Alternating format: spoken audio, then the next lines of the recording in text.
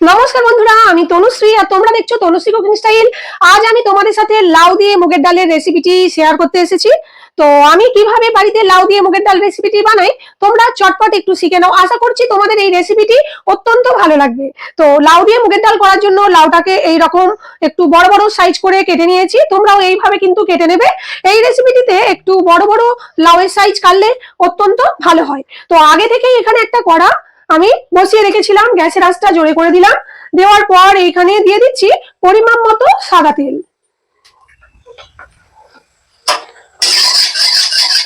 তেল দেওয়ার পর এখানে দিয়ে দিচ্ছি মুগের ডাল, আর আমি এখানে 200 গ্রাম মুগের ডাল এই রেসিপিটিতে ব্যবহার করছি।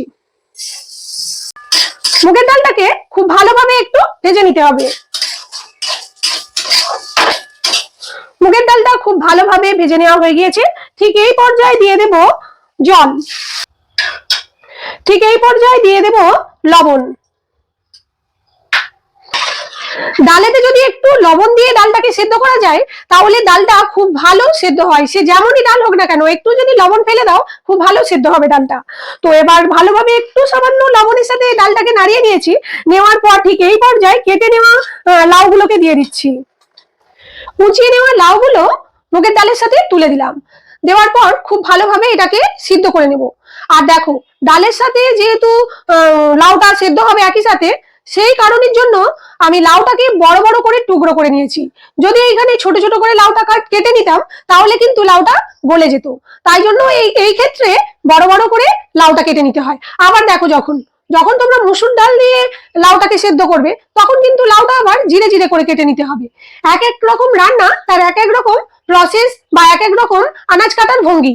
তো এবার খুব ভালোভাবে এটাকে নাড়িয়ে গ্যাসের আঁচটাকে জোরে দিয়ে এটাকে সেদ্ধ হতে দেব, এবং অপর প্রান্তে এতে যে মশলাটা আমি দেব সেটা রেডি করে নেব। তাহলে চলো সমস্ত কিছু রেডি করে নিয়ে আবার ভিডিওটি কন্টিনিউ করছি। তো এই লাউ ডালের জন্য একটা মশলা কষে নিতে হবে। আর এতে কি কি মশলা দিয়ে আমি কষছি, কেমন ভাবে করছি, তোমরা প্রথম থেকে শেষ পর্যন্ত দেখতে থাকো। আর একবার হলেও বাড়িতে অবশ্যই বানিও, আমি রিকোয়েস্ট করছি। অসম্ভব সুন্দর, মানে খিচুড়ি যেরকম ভাব খেতে লাগে ঠিক ওই টাইপের খেতে লাগবে। আর এই লাউ ডালটা হলে না অন্য কিছু আর কোনো কিছু তরকারির প্রয়োজন পড়বে না, এটা দিয়েই ভাত খেয়ে ফেলবে। তাই জন্য অবশ্যই ভালোভাবে রেসিপিটি ফলো করো। কিভাবে বানাচ্ছি দেখার পর বাড়িতে অবশ্যই বানাবে। আর বানানোর পর আমাকে কমেন্ট বক্সে কমেন্ট করে জানাতে কিন্তু ভুলবে না। তোমাদের কমেন্টের আমি অপেক্ষায় থাকবো। তো গ্যাসের আঁচটা আগে থেকেই আমি জোরে করে একটা কড়া বসিয়ে নিয়েছি।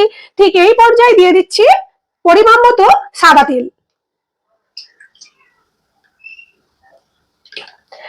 দিয়ে দেওয়ার পর এখানে আমি ফোড়ন দেব। যেহেতু আমি এক ফোড়নে এই ডাল রেসিপিটি বানাচ্ছি, তো এখানে দিয়ে দিচ্ছি 3টে ছোট ছোট করে টুকরো করে নেওয়া তেজপাতা, দিয়ে দিচ্ছি 2টো টুকরো করে নেওয়া শুকনো লঙ্কা, আর অল্প একটু 5 ফোড়ন। এই সমস্ত কিছু ফোড়নে এখানে আমি দিলাম। দেওয়ার পর ফোড়নটাকে সামান্য একটু ভেজে নেব।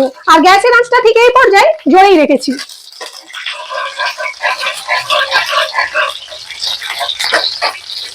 সামান্য একটু নাড়িয়ে ভেজে নেওয়ার পর ঠিক এই পর্যায়ে দিয়ে দেব কুচিয়ে নেওয়া 2টো বড় বড় সাইজ পেঁয়াজ।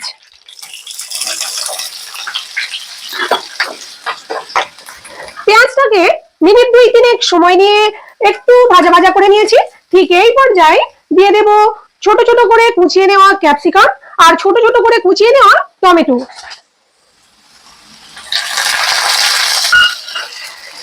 এবার এই পর্যায়ে দিয়ে দেব রসুন বাটা,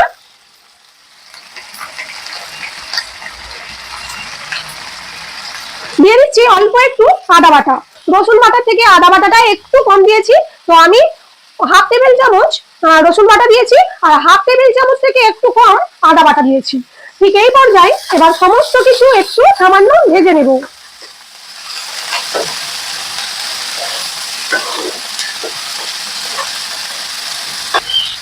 এই পর্যায়ে এবার অ্যাড করে দেব 1 বাটি মটরশুঁটি।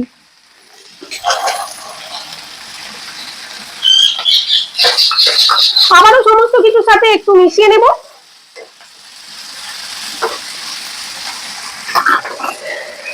এই পর্যায়ে দিয়ে দেব অল্প একটু হলুদ, মানে হাফ টেবিল চামচের মতো হলুদ দিলাম। হাফ টেবিল চামচ লঙ্কা গুঁড়ো দিলাম। আর ধনে গুঁড়ো হাফ টেবিল চামচ দিলাম। একসাথে আমার মেশানো ছিল এবার দিয়ে দিচ্ছি স্বাদ অনুযায়ী লবণ। আর লবণটাকে অবশ্যই এই রেসিপিটিতে দেখে ইউজ করবে, যেহেতু মুগের ডালটাতে আগেই লবণ দিয়ে সেদ্ধ করানো ছিল। তো এবার এতে যেহেতু লবণ দিলাম, লবণটা অবশ্যই দেখে নেবে, নইলে কিন্তু বেশি হয়ে গেলে সমস্যা হবে। সামান্য একটু মিশিয়ে নেব, নইলে তলায় বসে যাওয়ার চান্স থাকবে। সামান্য একটু মিশিয়ে নেওয়ার পর ঠিক এই পর্যায়ে দিয়ে দিচ্ছি কালার হওয়ার জন্য কাশ্মীরি লঙ্কা।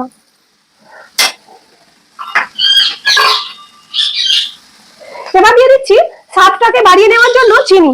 তবে তোমরা যদি চাও চিনিটা স্কিপ করে দিতে পারো, কিন্তু এই রেসিপিতে যদি চিনি দেওয়া যায় অল্প একটু, তাহলে টেস্টটা আরো সুন্দর হয়ে উঠবে। সমস্ত কিছু খুব ভালোভাবে একটু মিশিয়ে নিয়ে ঠিক এই পর্যায়ে দিয়ে দিচ্ছি ধনেপাতা কুচি।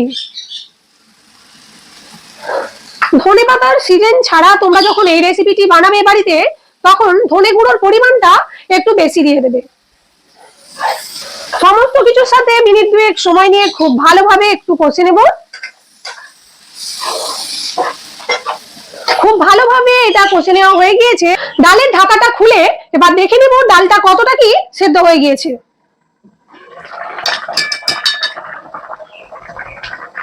এইভাবে খুন্তি নিয়ে ডাল নিয়ে এইভাবে টিপে দেখে নেবে, যেমন ভাবে ভাত আর কি দেখতে হয় যে ভাত কতটা বাকি আছে কি নেই, ঠিক সেইভাবে খুন্তিটা এইভাবে নিয়ে ডালটা আর কি টিপে দেখবে। যখন দেখবে এইভাবে টিপে সেদ্ধ হয়ে গিয়েছে, ভাতের মতো ঠিক রেশিওটা হয়েছে, ঠিক ওই সময় এবার যে কষে নিলাম আগে মশলাটা, ওই মশলাটা এই ডালে এবার তুলে দেব।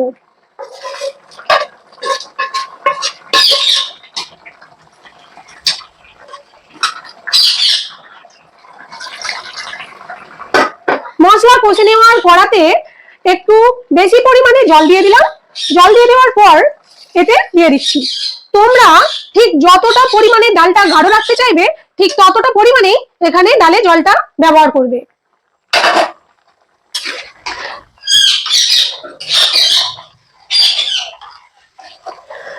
ডালের সাথে সমস্ত কিছু মিশিয়ে নিলাম। মিশিয়ে নেওয়ার পর আবারও ঢাকা দিয়ে এটাকে কুক হতে দেব। তারপর ভিডিওটা কন্টিনিউ করছি। ডালটা ঠিকঠাক কুক হয়ে গিয়েছে কিনা ঢাকাটা খুলে দেখে নেব। ঢাকা খোলার সাথে সাথে অসাধারণ একটা স্মেল আসছে ডালের, খুব ভালো, একদম কি বলবো মানে ভাষা খুঁজে পাচ্ছি না। অবশ্যই বাড়িতে এই রেসিপিটি বানাবে। এটা যে শুধু ভাত দিয়েই খেতে ভালো লাগে তা কিন্তু না, রুটি দিয়েও খুব ভালো যায়। তবে রুটি দিয়ে খেলে ডালটা একটু গাঢ় করতে হবে। আর আমি ডালটা এর থেকে বেশি আর মানে কমাবো না জলটা। ঠিক এই পর্যায়ে গ্যাসের আঁচটা এবার অফ করে দেবো। আর তোমরা তোমাদের পছন্দ মতো ডালটা কমিয়ে বা বাড়িয়ে নিয়ে গ্রেভিটা আর কি রাখবে। তো গ্যাসের আঁচটা অফ করে দিয়েছি। ঠিক এই পর্যায়ে দিয়ে দেবো একটুখানি ঘি। ঘিটা দিয়ে দেওয়ার পর খুব ভালোভাবে সমস্ত কিছু একটু মিশিয়ে নিয়ে ঠিক এই পর্যায়ে দিয়ে দেব অল্প একটু গরম মশলা। তো ঘি আর গরম মশলাটা খুব ভালোভাবে সমস্ত কিছুর সাথে মিশিয়ে নিয়েছি। ঠিক এই পর্যায়ে ঢাকা দিয়ে রাখবো 5 মিনিট। তারপর গরম গরম ভাতের সাথে আমি এই লাউ দিয়ে মুগের ডাল রেসিপিটি সার্ভ করে নেব। যদি তোমাদের এই রেসিপিটি ভালো লাগে তাহলে অবশ্যই কমেন্ট করে আমাকে জানিও, আর বাড়িতে একবার হলেও এই ডাল রেসিপিটি দেখে বানিও। যদি ভালো লাগে তাহলে বরাবরের মতো আমার চ্যানেলটিকে সাবস্ক্রাইব করে নিও। আর কথা দিচ্ছি এই ডাল রেসিপিটি যখন বানাবে অবশ্যই ভালো লাগবে। আর ফিরে আসছি অন্য কোনো রেসিপি নিয়ে তোমাদের সাথে আড্ডা দিতে দিতে রান্না করবো বলে। ততক্ষণের জন্য টাটা।